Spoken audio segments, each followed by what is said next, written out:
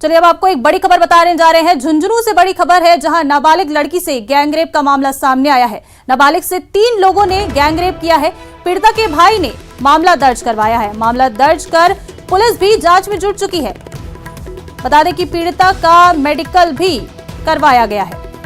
बड़ी खबर आपको बता रहे हैं झुंझुनू से, जहां नाबालिग लड़की से गैंगरेप का मामला सामने आया है। तो ज्यादा जानकारी के साथ हमारे सहयोगी क्रिश हमारे साथ फोन लाइन पर मौजूद हैं। क्रिश, क्या कुछ जानकारी है इस बारे में आपके पास? जी, मैं आपको बता दूं कि ये पूरा मामला है वो सदर थाना इलाके के सिरियासल कला गांव का मामला है, जहां एक नाबालिग से 3 जनों ने है वो सामूहिक दुष्कर्म किया है। और इस मामले की जो रिपोर्ट है वो पीड़िता के भाई ने सदर थाने में दर्ज करवाई है। रिपोर्ट के बाद है वो पुलिस मामले की जांच में जुट गई है। इस मामले की जांच है वो सिटी सीओ शंकरलाल छाबा कर रहे हैं और पीड़िता का है वो पुलिस ने मेडिकल करवाया है।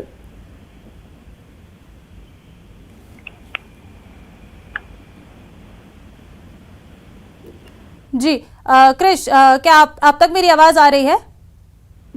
जी, मैं ये जानना चाहती हूँ कि जो कार्रवाई की गई है उसके बाद क्या अभी तक जो गुनहगार हैं, जो दुष्कर्मी हैं, क्या उनका कुछ सुराग लगा है अभी तक? इस संबंध में हमने सिटी सीओ शंकरलाल छाबा से बात की तो उन्होंने कहा कि रिपोर्ट मिलते ही मामला दर्ज कर लिया गया है और पुलिस ने त्वरित कार्रवाई करते हुए पीड़िता का मेडिकल करवाया है। और वहीं आरोपियों की तलाशी के लिए टीम गठित कर दी गई है और जगह जगह टीम है वो आरोपियों की तलाशी को लेकर दबिश दे रही है। चलिए, शुक्रिया कृष्णा आपका इस तमाम जानकारी के लिए।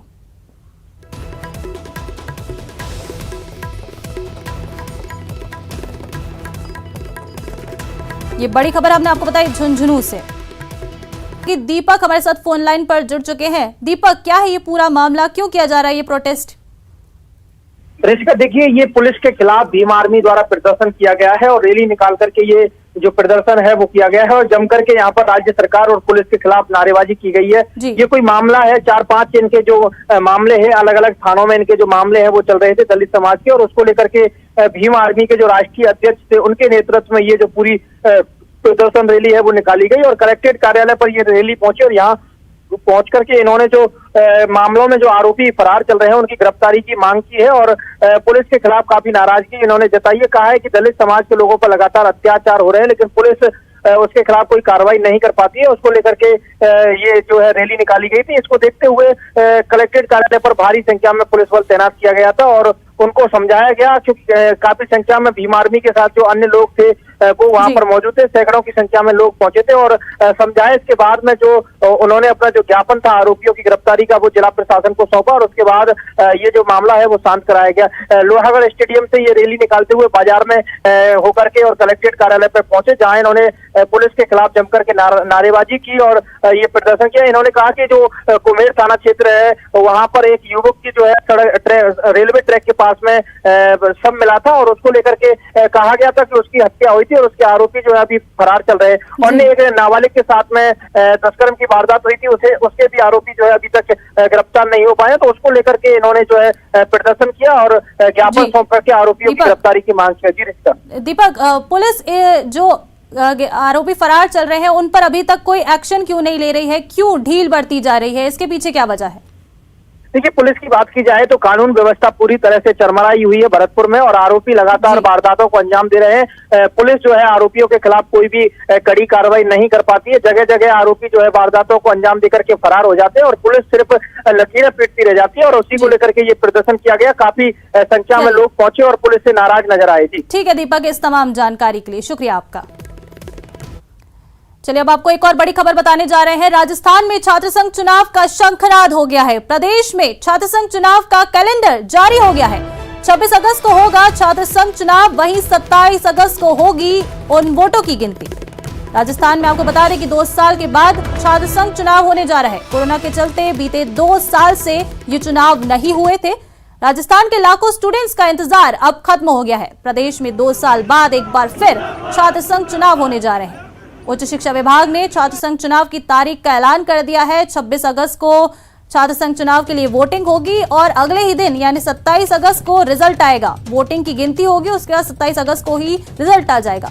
उच्च शिक्षा विभाग की ओर से गाइडलाइन भी जारी की गई है, जिसके अनुसार 18 अगस्त को मतदाता सूचियों का प्रकाशन किया जाएगा। इसके बाद 20 अगस्त को फाइनल मतदाता सूची जारी होगी। ज्यादा जानकारी के साथ लवली वधवा हमारे साथ सहयोगी जुड़ चुके हैं। लवली, क्या कुछ जानकारी है? 2 साल बाद छात्र संघ चुनाव होने जा रहे हैं, इसको लेकर कैसी तैयारियां हैं? बाद में एक लंबे इंतजार के बाद में छात्र संघ चुनाव जो है वो होने जा रहे हैं।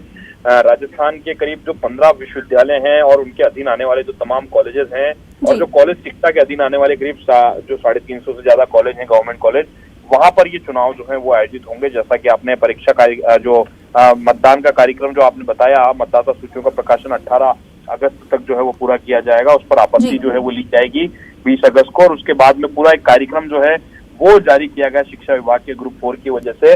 और 10 सूत्रीय जो ये कह सकते हैं पूरी तरह से 10 पॉइंट्स इसमें मुख्य तौर पर बनाए गए हैं, जिसमें ये इलेक्शंस जो हैं वो पूरे कराए जाएंगे कम्प्लीटली। बड़ी बात यह है कि इस इलेक्शन के अंदर सुप्रीम कोर्ट की ओर से जो फैसले दिए गए हैं और जो लिंग 2 कमेटी की जो सिफारिशें हैं वो पूरी तरह से यहाँ पर लागू रहेगी। इसके अलावा जो भी संशोधन जो है वो राज्य सरकार के द्वारा जारी किए जाएंगे वो यहाँ पर लागू रहेंगे। बाकायदा चुनाव का खर्च, चुनाव का प्रचार प्रसार और तमाम चीजों पर कानून व्यवस्था से लेकर के हर चीज में शुचिता जो है वो लागू रहेगी। शुचिता का पालन नहीं करने वाले जो कैंडिडेट होंगे वो अयोग्य घोषित भी यहाँ पर किए जा सकेंगे। फिलहाल सबसे बड़ा अपडेट ये है कि राजस्थान के जो हजारों कॉलेजेस और यूनिवर्सिटी जो हैं उनमें जो कार्यक्रम चुनाव का जिसका इंतजार हो रहा था, छात्र संघ चुनाव का, वो आखिरकार 2 साल के बाद सरकार ने हरी झंडी देने के बाद में आज ये कार्यक्रम जारी कर दिया गया है। राजस्थान यूनिवर्सिटी में खुशी का माहौल है। छात्र जो है वो ढोल नगाड़ों के साथ अपनी खुशियां जो है वो यहाँ पर मनाते हुए नजर आ रहे हैं और बड़ी तादाद में जो छात्र हैं वो यहाँ पर जुटना शुरू हुए हैं। जो NSCI है, कांग्रेस का जो संगठन है, वो सरकार को धन्यवाद भी दे रहा है कि राजस्थान की सरकार ने जो है ये निर्णय लिया है छात्रों के हित में। और मुख्यमंत्री ने भी हाल ही के दिनों में ट्वीट करके इस बात को लेकर के कहा था कि छात्र संघ चुनाव बेहद जरूरी है। उन्होंने इस बात का भी जिक्र किया था कि हमारे बीच में जो कई विधायक सांसद हैं वो भी छात्र संघ चुनाव जीतने के बाद ही विधानसभा में और संसद में अपनी भूमिका को अदा कर रहे हैं। तो ऐसे में छात्र संघ चुनाव एक राजनीति की पहली सीढ़ी जिसे कहा जाता है, पहली पाठशाला जिसे कहा जाता है, उसका आगाज राजस्थान में हो गया है। और अब कैंपस के अंदर जो है रणभेरी जो है वो पूरी तरह से बच चुकी है। कैंपस में जो अब आपको आने वाले दिनों में प्रचार प्रसार, मतदाताओं को रिझाने के तरीकों के साथ साथ में जो छात्र नेता हैं वो आपको नजर आएंगे और वो तस्वीरें भी न्यूज़ 18 अपने दर्शकों तक पहुंचाएगा। किस तरह का माहौल जो है वो राजस्थान के विश्वविद्यालयों में और कॉलेजेस में नजर आएगा। जी चलिए, शुक्रिया लवली आपका इस तमाम जानकारी के लिए। कोटा में घरों में पीने के पानी की समस्या को लेकर मटकियां भी फोड़ी गईं। वार्ड पार्षद समन पेसवानी ने बताया कि पिछले 5 दिनों से सिंधी कॉलोनी में पीने की पानी की समस्या बनी हुई है, जिसको लेकर आज शॉपिंग सेंटर स्थित जलदाय चौकी पर पहुंचकर प्रदर्शन किया गया। जलदाय विभाग के कर्मचारियों पर भी आरोप लगाते हुए कहा कि जलदाय विभाग के अभियंता फोन नहीं उठा रहे। समस्या को लेकर इलाके के लोग बार बार शिकायत कर रहे हैं, लेकिन जलदाय विभाग के कर्मचारी और अधिकारियों की नींद नहीं टूट रही है। सिंधी कॉलोनी निवासियों को पानी दो। ये आज पहला इतिहास का रिकॉर्ड है जो हमें ये दिन दिखने में आ रहे हैं। तो सिंधी कॉलोनी में लोग बाहर, सिंधी कॉलोनी के निवासी पानी के लिए तरस रहे हैं। प्रदेश की 52,000 से ज्यादा आशा सहयोगिनी 6 महीने से मानदेय नहीं मिलने से परेशान है। आक्रोशित आशा कार्यकर्ताओं ने जयपुर पहुंचकर अधिकारियों को भुगतान नहीं होने की स्थिति में महापड़ाव की चेतावनी दी है। कम मानदेय पर कार्यरत आशा कार्यकर्ताओं का कहना है कि उन्हें काफी परेशानियों का सामना करना पड़ रहा है। त्योहारी सीजन आ गया है, लेकिन उन्हें भुगतान नहीं मिला है। इससे पूर्व आशा सहयोगिनी को IDS विभाग मानदेय देता था।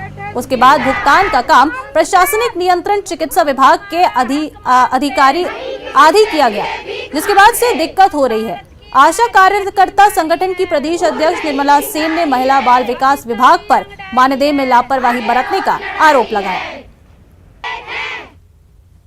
ये आप सोचिए, 6 महीने से पैसा नहीं मिला है हमें, तो 6 महीने से हम लोग तो उधार ही काम कर रहे हैं ना, दूध वाला, परचुनी वाला, बच्चों की फीस, सब कुछ। अब वो मिलेगा जो खत्म, माइनस। तो एक तो हमें रेगुलर मिलना चाहिए, और रही बात जो इंसेंटिव है ना, वो पॉपुलेशन के हिसाब से मिलती है। किसी जगह डिलीवरी हो गई तो मिलेगा, नहीं हुई तो नहीं मिलेगा।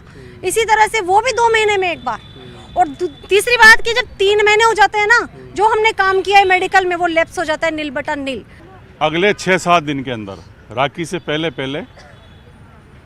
अप्रैल, मई और जून का जो पेमेंट है, जो मेडिकल में आने के बाद में आपका मिलना है, वो इनको जारी हो जाएगा अगले 6-7 दिन में। और जो पेंडिंग है पेमेंट ICDS के पास में जो पेंडिंग है जनवरी, फरवरी और मार्च का, वो पेमेंट विभाग के पास आ गया है। अब उसमें वो छटनी ये हो रही है कि किसको तो मिला था और किसको नहीं मिला है।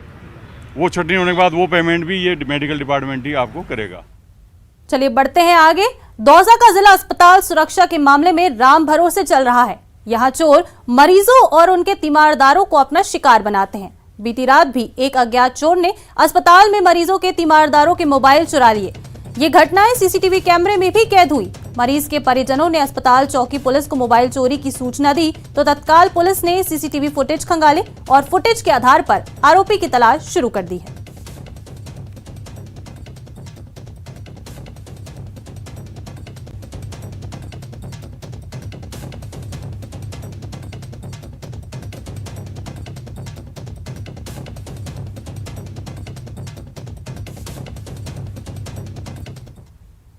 श्रीगंगानगर पुलिस ने पाकिस्तान से आई 4.7 किलो हेरोइन की डिलीवरी लेने आए पंजाब के 2 तस्करों को गिरफ्तार किया है। श्रीकरणपुर सेक्टर के अंतर्राष्ट्रीय सीमा क्षेत्र से पकड़े गए तस्करों को NDPS एक्ट मामलों की विशेष अदालत में पेश किया गया, जहां अदालत ने दोनों तस्करों को 7 दिन की पुलिस रिमांड पर सौंपा है।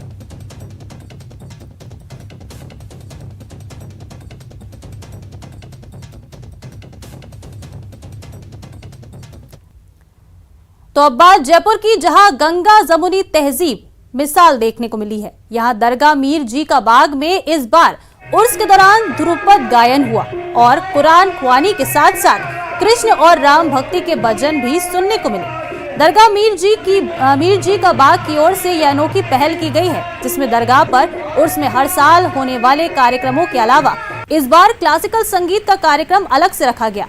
इसमें विश्व विख्यात संगीतज्ञ भक्ति रस की धारा का प्रवाह करते दिखे। तो इस बुलेटिन में इतना ही। अपने पसंदीदा चैनल न्यूज़ 18 राजस्थान की ताजा तरीन खबरों को देखने के लिए आप विजिट कर सकते हैं हमारी वेबसाइट news18rajasthan.com। नमस्कार।